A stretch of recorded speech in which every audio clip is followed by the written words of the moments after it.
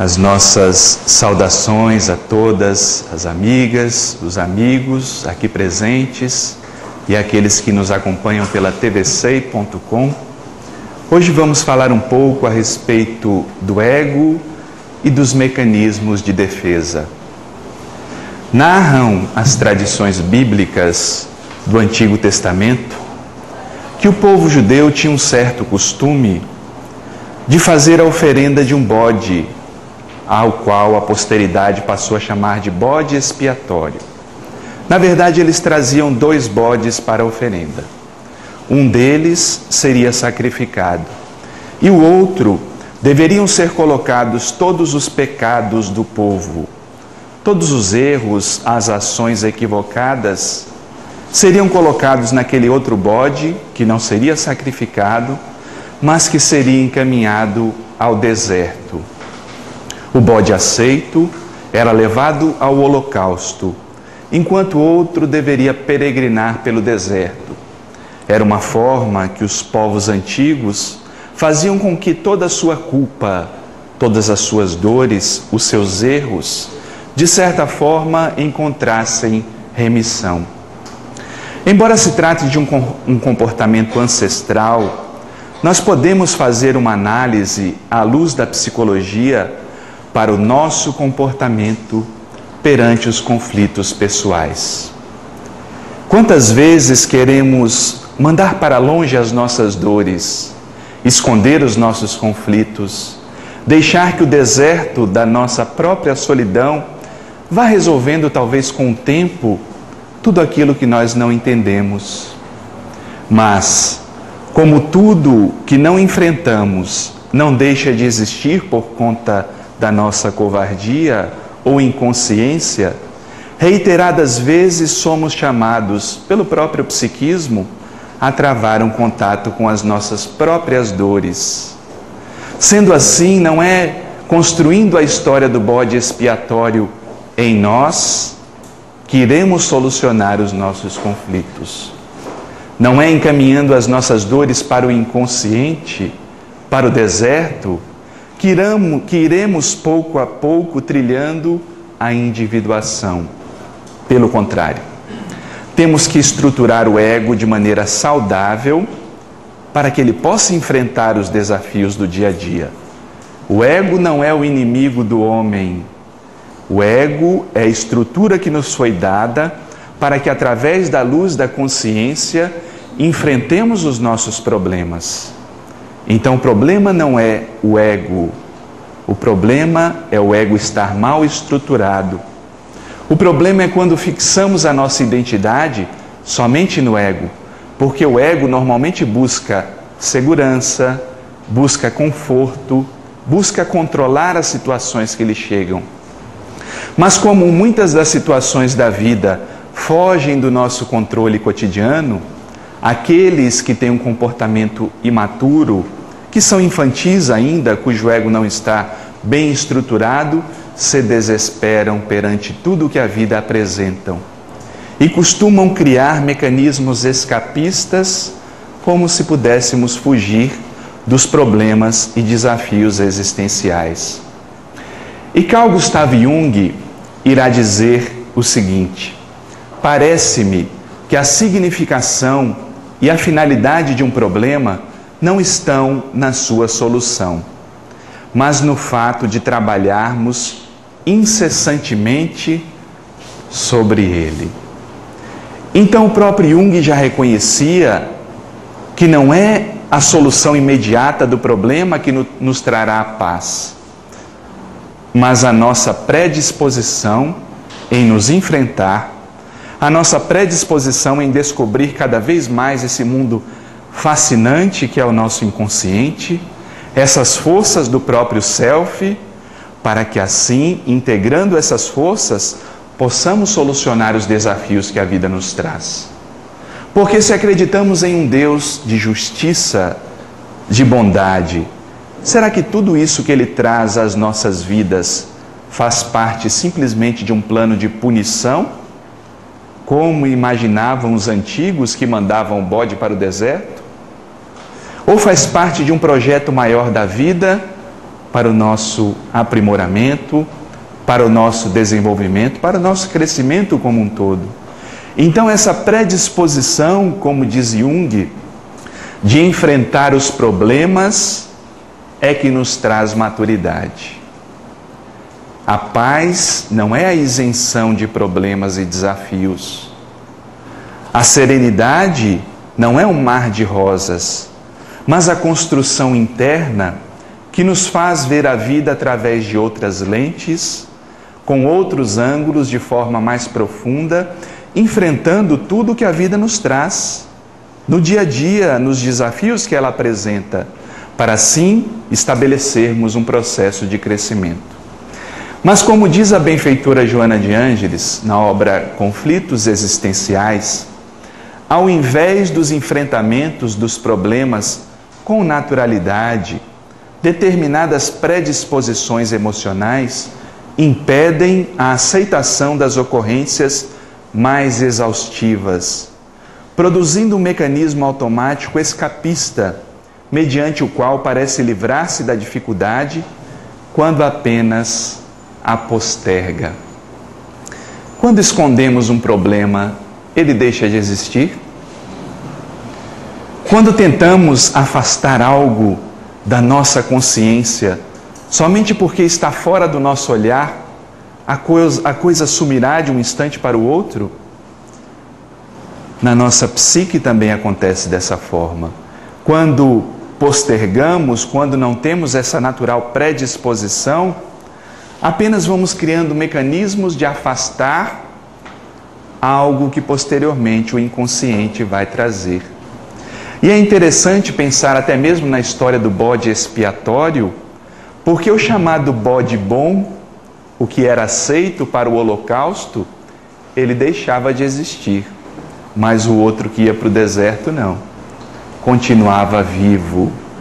Ele levava as amarguras, as dores, os pecados, entre aspas, do povo, mas ele continuava vivo. No nosso psiquismo acontece da mesma forma. E o que é pior? Tudo que vai sendo armazenado no inconsciente com grande insistência, cotidianamente, quando fugimos dos nossos problemas, a sombra vai ganhando o campo de ação. Alimentamos a nossa sombra e depois não sabemos por que temos distúrbios nervosos, porque temos problemas psicossomáticos, porque o corpo responde àquilo que tentamos negar na nossa psique. E a nossa vida vai se transformando em dores, tormentos, porque não estruturamos, não amadurecemos o ego para lidar com naturalidade dos desafios da vida. É natural que a vida nos apresente desafios. Não é para nos punir, é para despertar esse eu profundo que permanece em consciência de sono, como nós já vimos. Essa consciência de sono que o psiquismo a todo instante chama a atenção. Como já dizia Paulo, desperta, ó tu que dormes. Parece que os problemas diários fazem da mesma forma. Desperta, ó tu que dormes. Mas como queremos camuflar e às vezes esconder esses problemas, a nossa predisposição não auxilia. Certa feita chegou um cliente ao consultório, um paciente, e me dizia, ele era separado, havia alguns anos ele já tinha se separado. E ele chegava à seguinte conclusão: mas parece que eu casei com a mesma mulher de antes, porque não é possível. Ela me atormenta da mesma maneira, me chateia. E aí ele passou a narrar os fatos que aconteciam. E aí eu deixei que ele narrasse a situação e perguntei, fiz uma simples pergunta para ele: é a mulher que é a mesma, ou você que conduz os mesmos problemas que você não quis enfrentar à época e os repete e traz à tona os mesmos conflitos de agora? E aí ele parou para pensar. Eu sei que ele não voltou mais à consulta terapêutica, não sei porquê. Mas às vezes nós temos que pensar nisso. São os problemas que persistem como se quisessem nos punir, ou nós que não temos a maturidade, a naturalidade, a predisposição para enfrentar o desafio, o dia a dia, que nos apresenta desafios. Ninguém disse que ia ser fácil. Jesus já falava: pega a tua cruz, vem e me segue. Ele dizia que o fardo era leve, mas havia fardo. O jugo era suave, mas havia jugo também. Havia a nossa sombra para ser conduzida, transformada, elaborada. É a nossa parte, a parte que nos cabe. Mas se nos negamos a isso, apenas postergamos, como diz Joana de Ângeles, aquilo que deveremos enfrentar. E agora vamos falar um pouco desses mecanismos de defesa, alguns deles, que o ego elabora para tentar se defender das forças do inconsciente. Lembrando que o problema não é somente apresentar mecanismos de defesa, todos nós os temos em determinado grau. O problema é quando somos inteiramente inconscientes deles e repetimos reiteradamente o comportamento, porque apenas vamos afastando algo que depois o próprio inconsciente, o nosso próprio psiquismo, irá cobrar. O primeiro desses mecanismos se chama compensação. E a benfeitora Joana de Ângeles, no livro O Ser Consciente, fala o seguinte: na compensação, o conflito de ordem psicológica cede lugar ao desenvolvimento de uma outra faculdade ou expressão que se pode destacar, anulando, ou melhor dizendo, escamoteando o ocasional fenômeno perturbador.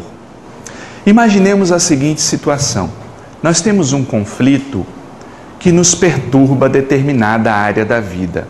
Por exemplo, temos uma grande dificuldade emocional de expressar as emoções. Nos sentimos talvez demasiadamente tímidos, frágeis.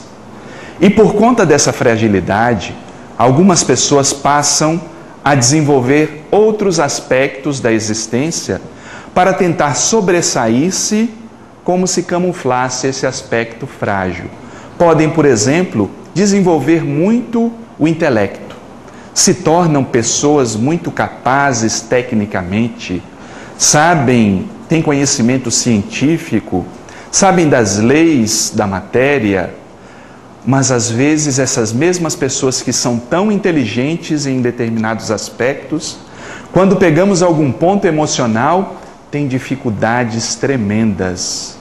E aí nos espantamos, mas fulano é uma pessoa que sabe tanto, que tem tanto conhecimento, não sabe lidar com o mínimo problema, porque muitas vezes funciona o mecanismo da compensação.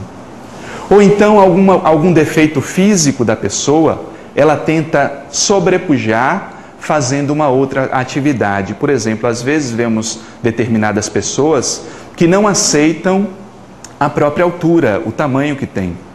E aí começam a desenvolver os músculos, como se quisessem chamar a atenção de um outro aspecto, para que não seja visto o aspecto que ela tem dificuldade de lidar.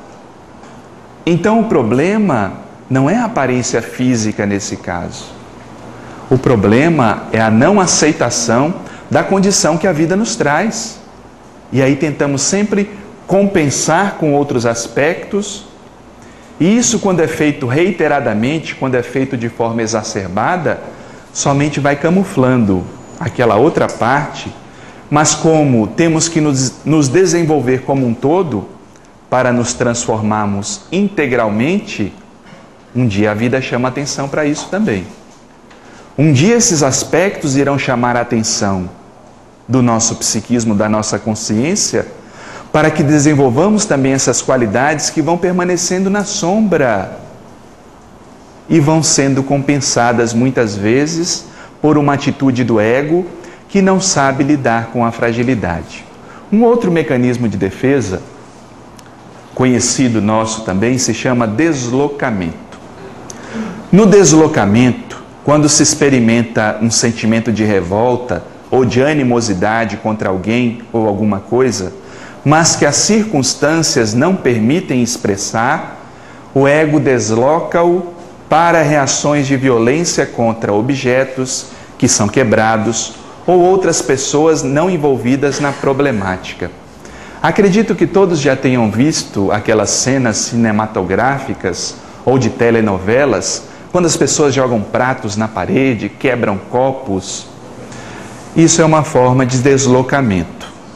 Então a pessoa tem uma reação emocional, como não consegue transferir, se for uma outra pessoa que gerou isso, como não consegue ou acha que não deve transferir isso para a pessoa, desloca para um objeto. É como se deslocássemos a raiva. Ou então a seguinte situação: nós levamos uma repreensão do nosso chefe, que a nossa percepção julga injusta. Foi injusto o que ele fez. Mas como o chefe é chefe, e a gente, eu tenho juízo, não vou reclamar com o meu chefe. E aí a pessoa chega estourando em casa, chega brigando com a mulher, brigando com os filhos, chutando o cachorro, né? Isso são formas de deslocamento. Porque eu não expressei a emoção de forma conveniente na hora, aí desloco porque aquilo não foi estruturado. O problema é a gente estar inconsciente dessa situação, porque nós podemos agredir outras pessoas que não têm nada a ver com o fato, simplesmente por uma falta de habilidade de lidar de forma natural. E um dos fatores que faz gerar muito deslocamento é a raiva. Sentimos uma raiva tremenda em qualquer fator da vida. Nas grandes cidades, o nosso trânsito, que se torna cada vez mais caótico. E aí aquelas pessoas educadas que gostam de cruzar na nossa frente, motoqueiros, outros carros, buzinas, tudo isso vai criando emoções, muitas vezes emoções perturbadoras, e quando não prestamos atenção nisso, vamos deslocando as nossas atitudes. É lógico que o ser humano não tem que sair por aí expressando e canalizando a sua destrutividade a todo momento, mas deve estar atento na forma que guarda as suas emoções para que esse deslocamento não seja uma força prejudicial do ego. E um dos outros mecanismos muito conhecido e muito utilizado se chama projeção. Na projeção, a repressão inconsciente dos conflitos da personalidade leva o ego a projetá-los nos outros indivíduos, nas circunstâncias e lugares, evadindo-se a aceitação dos erros e da responsabilidade por eles. Há uma necessidade de combater nos outros o que é desagradável em si. Imaginemos a seguinte situação: muitos dos nossos comportamentos nós desconhecemos. Muitas das nossas habilidades, faculdades, nós não temos sequer conhecimento. Então, de repente, nós encontramos uma pessoa que traz à luz da consciência aquele comportamento que faz parte do meu psiquismo, só que permanece na sombra. E aí, imediatamente, o psiquismo se identifica com essa pessoa. Por isso que em psicologia nós costumamos dizer: você sente um incômodo com determinada pessoa, determinada atitude, de forma insistente? É aquela pessoa que incomoda muito, que chama a atenção, que consegue te tirar do sério? Então preste atenção no seu incômodo, porque ele é seu. É a sua força projetada no outro que encontra a representação. E aí as pessoas reclamam: mas quer dizer que eu sou igual a fulaninha? Chamam assim, fulaninha. Quer dizer que eu sou igual àquele sujeito que se apresenta dessa forma? Não é que você seja igual a ele, mas aquela característica que ele apresenta deve ser algo que você deve trabalhar em seu mundo íntimo. Porque se o incômodo é insistente, é porque faz parte das qualidades psíquicas que talvez não estejam desenvolvidas. E nós devemos prestar muita atenção na projeção. É lógico que a projeção não se dá somente de aspectos negativos, aspectos positivos também. Quantas vezes encontramos uma pessoa com grande carisma, com grande luminosidade na consciência, e nos causa uma emoção profunda estar perto daquela pessoa, conviver com aquela pessoa. E costumamos muitas vezes chamar essas pessoas de santos, de mestres, de gurus. Eles normalmente conduzem a projeção da nossa luz. Os aspectos iluminados que existem em nós, mas que nós ainda não desenvolvemos suficientemente, projetamos nessa pessoa. E isso também devemos ter cuidado nesse tipo de manifestação, porque muitas vezes nos decepcionamos com essas pessoas. Mas fulano era uma pessoa que eu considerava tanto. Como ele foi capaz de ter essa atitude? Como ele foi capaz de fazer isso? Era uma pessoa tão iluminada. Na verdade, iluminada era a sua projeção na pessoa. A pessoa não tem que cumprir a projeção do outro, mas deve estar atenta às suas próprias projeções. Então, o que é que eu projeto nos meus relacionamentos? E aí uma dica terapêutica: preste atenção no que te incomoda. Quais são os seus incômodos? Quais são as pessoas que costumam te tirar do sério? Porque essas pessoas, elas costumam acolher, mesmo que não saibam, grande parte das nossas projeções. Entendê-las é uma forma de nos entender também. E quando vamos recolhendo essa projeção, ou seja, elaborando, trabalhando esse material, muitas vezes deixamos de ter até mesmo antipatia pela pessoa. Mas eu tinha tanta antipatia, agora não, até gosto da pessoa. Porque você foi trabalhando suas projeções. Quanto mais nós sabemos lidar com o nosso material sombrio, mais aprendemos a fazer isso com o outro também. Olha o trabalho com as dificuldades que vai nos ajudando a lidar com os outros de uma maneira mais profunda também. A introjeção, que é um outro mecanismo, se caracteriza como a conscientização de que as qualidades das pessoas lhe pertencem. A pessoa introjeta-se na vida dos heróis, aos quais ama e com quem se identifica, aceitando ser parecida com eles. Assume-lhes a forma, os hábitos, os traquejos e trejeitos, o modo de falar e de comportar-se. E esse é um mecanismo de defesa muito comum na adolescência, na fase de formação do ego, quando o ego vai se formando, e as crianças e jovens se identificam com heróis, com atores, mas também não é incomum acharmos em pessoas adultas. Porque não têm um contato profundo com a própria identidade, vão sendo atraídas como se fosse por um imã, pela forma como as pessoas falam, se vestem, como andam. E aí nós vemos comportamentos estereotipados. É a absorção do coletivo na forma como nós manifestamos o ego, na nossa persona. Dá para perceber que não se tratam de características profundas do eu, do self, mas são características que vão sendo incorporadas por aqueles que têm um ego frágil.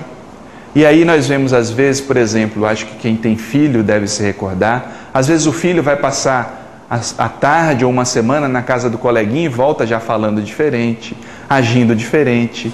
Ou então os jovens que passam a se vestir de determinada maneira, porque um herói do cinema passa a se vestir assim, ou da telenovela. Vamos incorporando, introjetando esses hábitos, mas coisa curiosa, por que não introjetamos hábitos saudáveis? Por que não atraímos para nós coisas positivas? Por que normalmente o comportamento é destrutivo, negativo? E aí fica a percepção que quando o ego é frágil, também há a necessidade de um trabalho moral, para que esses valores possam passar pela nossa crítica. E os educadores têm um grande papel nisso, para que as crianças e jovens não passem a introjetar de maneira tão intensa o que depois vai causar frustração, porque também se trata de uma projeção.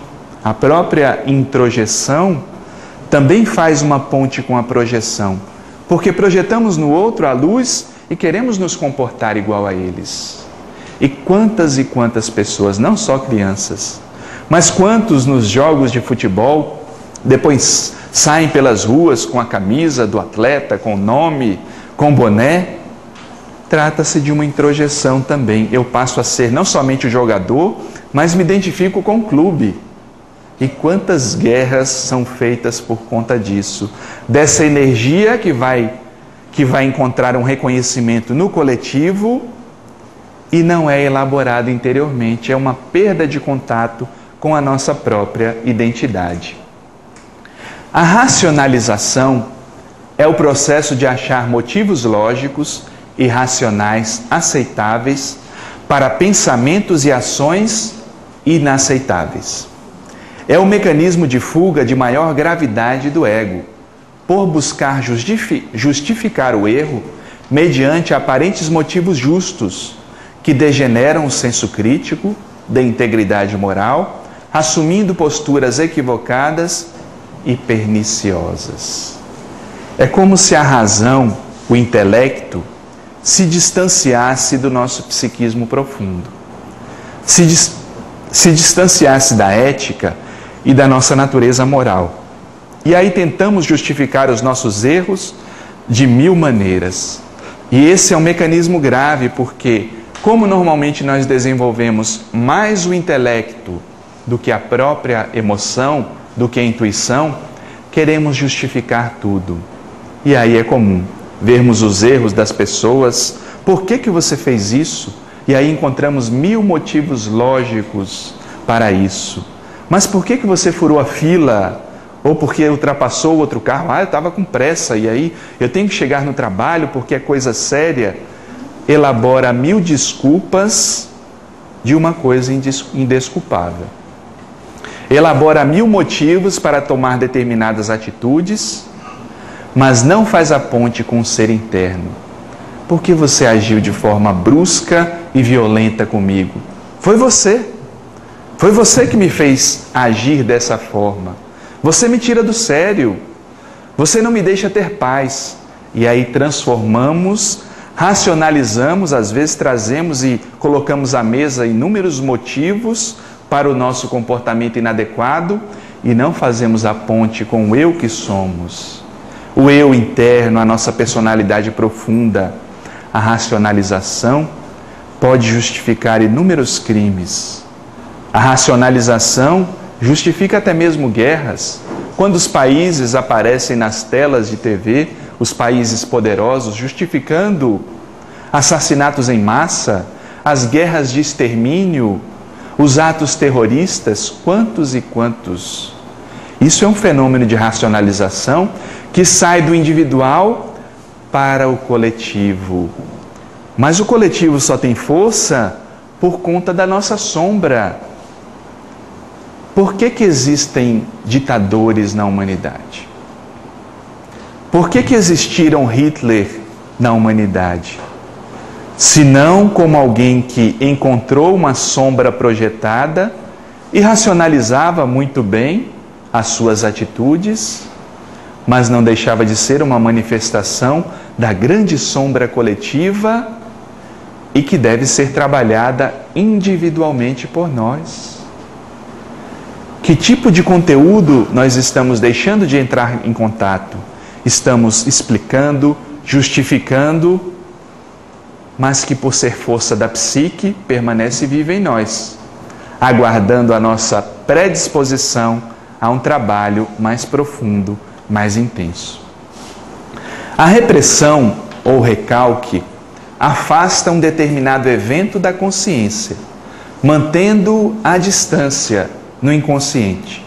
Faz com que, por exemplo, nos esqueçamos de fatos indesejáveis, evitando o contato com lembranças incômodas e emoções dolorosas.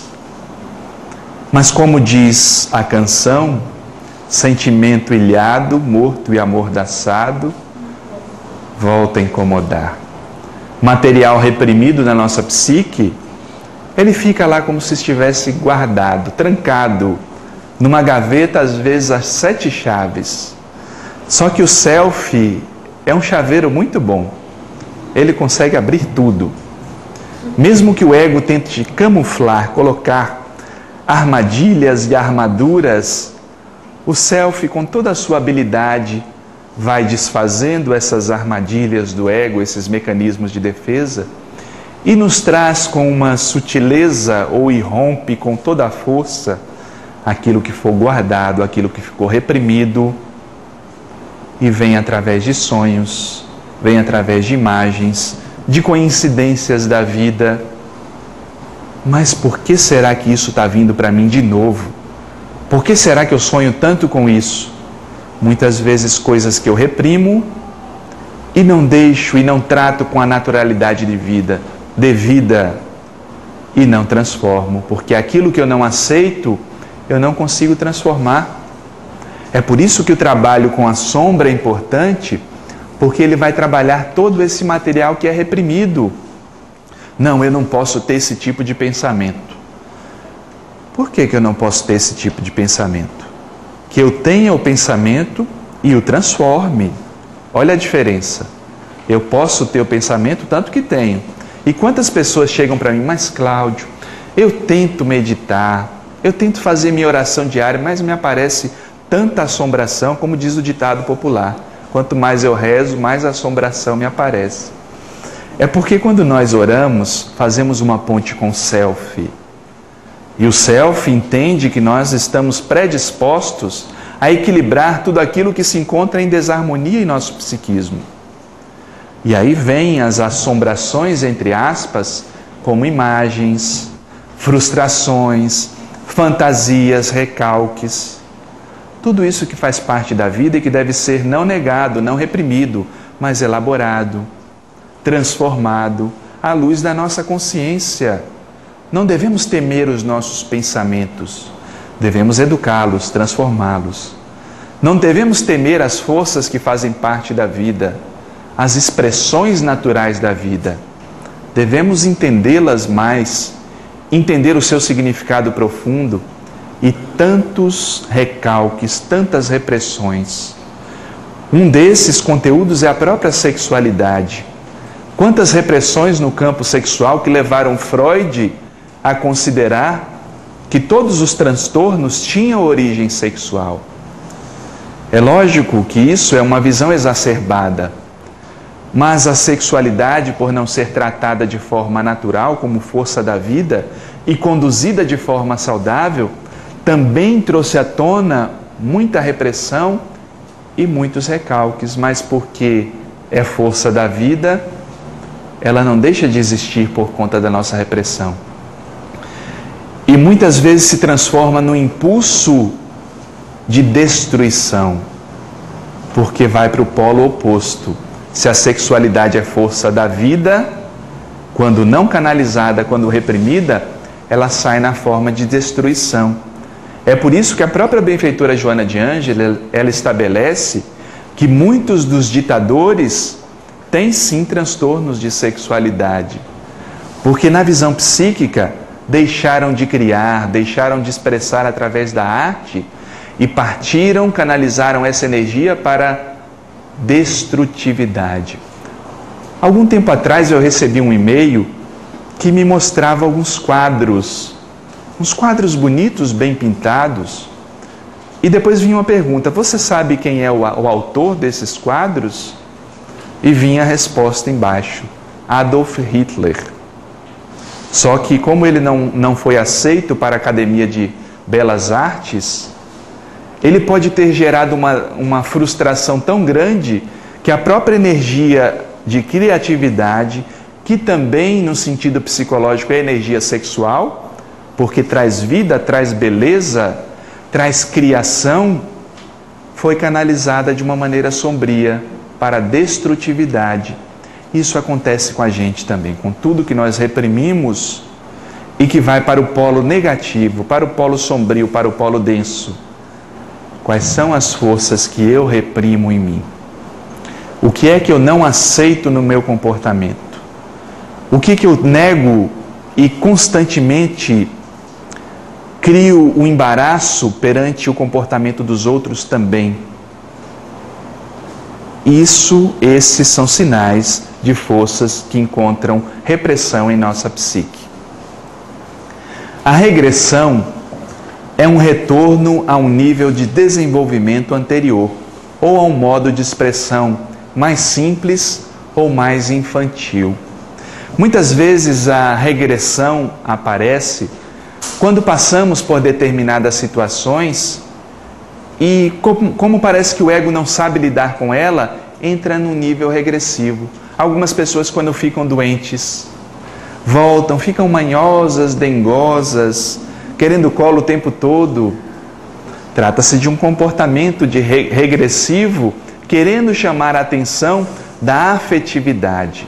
E isso pode ser muito sério, porque algumas pessoas pensam, estabelecem uma crença interna de que só vão cuidar de mim se eu estiver doente. Quantas pessoas adoecem por conta dessa crença que vai sendo elaborada de forma inconsciente e vão adoecendo constantemente para chamar a atenção dos outros para que sejam cuidadas. Então, cuidar de nós é uma forma de elaborar de maneira madura essas frustrações. E as crianças, quando o ego está em formação, fazem muito isso. O psiquismo infantil percebe isso com uma naturalidade. A criança está saudável, ativa. Quando a mãe chega, fica cheia de manha. Claro que não é culpa somente da mãe. Quando o pai chega também, acontece uma predisposição diferente, dependendo da forma como o processo educacional se dá. E aí regredimos, retroagimos a um nível anterior por conta de não saber lidar de forma natural com as manifestações da vida. Certa feita, eu acho que já contei para vocês, uma paciente se queixava para Iris, dizendo: meu marido não me ama mais. Mas por que ele não te ama mais? Ele não me chama mais de tchucu-tchucu, de fofinha, de meu bombonzinho. Iris disse a ela: bem, talvez isso não seja mais o tempo, não seja mais a época, não seja mais necessário esse tipo de expressão.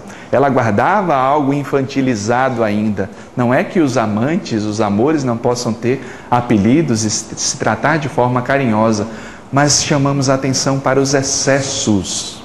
São os excessos que mostram que muitas vezes nós regredimos. E como diz James Hollis em Os Pantanais da Alma, fundamental para a expansão da consciência é o reconhecimento de que a constância da vida é a sua impermanência. A vida está em constante mudança. E quando a nossa atitude egóica tenta controlar todas as coisas, quando a nossa atitude egóica quer segurança a todo tempo, não quer enfrentar os desafios existenciais, estamos distantes dessa percepção saudável de que a vida é uma eterna transformação e mudança, como já dizia Heráclito de Éfeso.